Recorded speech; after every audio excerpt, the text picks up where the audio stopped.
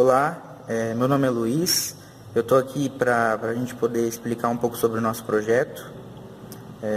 Nosso projeto consiste em uma máquina de corte à água, uma máquina que a gente está desenvolvendo para poder explorar um mercado novo, que é um mercado de chapas de até 6 milímetros, sendo uma máquina de baixo custo e de baixa pressão, no caso 2000 bar.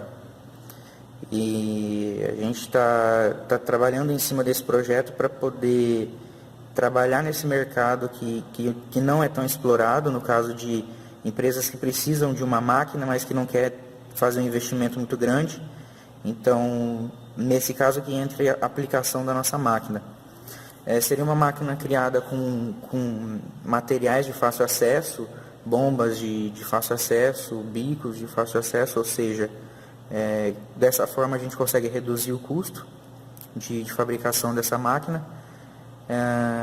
E no caso das empresas que precisam fazer um corte de um pequeno corte ou com chapas de pequena espessura, não tem necessidade de investir em uma máquina que vai fazer cortes de 1 polegada e meia.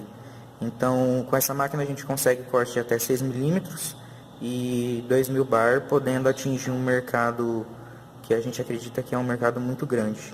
Então, um lançamento aí no mercado, uma inovação e um mercado muito grande para a gente poder trabalhar. Então é isso aí, obrigado, até mais.